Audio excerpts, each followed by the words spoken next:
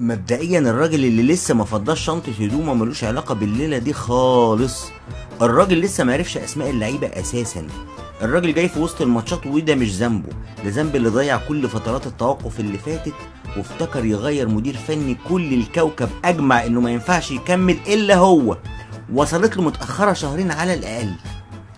إناسيو الصراحة في موقف لا يحسد عليه، مباريات ورا بعض وأخطاء بالجملة وضعف لياقة بدنية، وفي لعيبة كتير في غيبوبة مصحوبة بقدر لا بأس بيه من الولا حاجة. لازم نتفق إن الفترة الجاية لازم نعتبر كل ماتشات الدوري فترة إعداد لدوري أبطال أفريقيا والموسم الجديد. الزمالك كبيره لو عمل اللي هو المركز الثالث، ده لو عرف يرجع من المغارة اللي دخلها. الخلاصة هي ما فيهاش أفريقيا خلاص السنة الجاية، والفرقة وصلت لمرحلة اللا فريق، فنسيب بقى الراجل يجرب ويكتشف براحته. مش هتفرق بقى سادس من تاسع، وهو لوحده بمرور الوقت والمباريات هيقعد نص اللي لعبه النهارده على القهوه. وعشان نبقى متفقين، لعيبه الزمالك بدات الماتش بروح وعاوزه تعمل حاجه، ولو كانت كره شيكابالا في اول دقيقه كملت كان الشكل والنتيجه هيتغيروا. والبدايه القويه اللي عملوها دي في حد ذاتها ادانه لكل اللعيبه. يعني عندكم اهو، امال ايه العروض السرياليه اللي فاتت دي؟ لكن فجاه كل حاجة بتنهار بكرة مقطوعة كالعادة من طارق حامد في نص الملعب، بتعمل هجمة مرتدة وفاول بيجي منه كورنر بيترفع عشان يطلع جنش يمسك الولا حاجة. والأسطورة بتقول إن الزمالك المصنف رقم 1 عالميا في تدخيل الخصم الجيم. والكوميديا النهاردة إنك بتلاعب فرقة حرفيا بدأت المباراة بتتفرج عليك في نص ملعبها، وانت اللي قررت فجأة تخرج من المباراة وتدخلهم. ومش بس بتدخلهم، ده انت بتركبهم الماتش وتنزل تجري وراهم بعد الجون التاني اللي بيمثل كارثة كروية بكل المقاييس.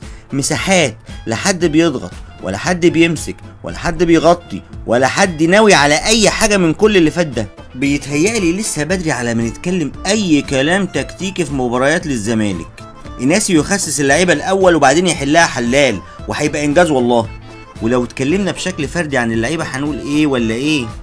هنتكلم عن جنش وانهيار مستواه، ولا عن علي جبر وسر طلوعه في الكرات الثابته لمده 3 سنين من غير اي فايده، ولا عن احمد توفيق اللي بيثبت ماتش بعد ماتش ان الدنيا ارزاق، ولا عن اصرار طارق حامد على الحنجله بالكره في نص الملعب لغايه ما يتضغط عليه وتتقطع، ولا عن معروف وايامه، ولا عن شبح مصطفى فتحي، ولا محمد ابراهيم اللي راح ومرجعش، ولا باسم اللي بيعمل اي حاجه غير اللي المفروض يعملها، ولا شيكابالا اللي عمل في نفسه كده.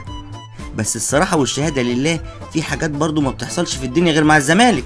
يعني عمر حد فيكم سمع عن فريق في العالم بيتصاب فيه الاتنين الباكات الشمال والاتنين اليمين كمان، وبيضطر يلعب بباك ناشئ ناحيه الشمال والناحيه التانيه بلعيب خط وسط اساسا مستواه بعافيه في مركزه، فما بالك لما تحطه باك يمين؟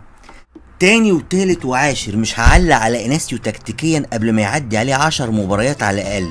ده لو ربنا كتب له ياكل عيش ويكمل ال10 مباريات وما يضربش رقم باكيتا القياسي. وأول خطوات عودة الزمالك للطريق الصح، وأول خطوة على طريق نجاح إناسيو مع الزمالك في إيد حسني المترجم بتاعه. أمانة عليك يا شيخ، أنت شغلانتك مترجم وان واي، يعني تترجم من البرتغالي للعربي. بالله عليك يا أخي ما تترجم له من العربي للبرتغالي، ينوبك فينا وفي النادي ثواب.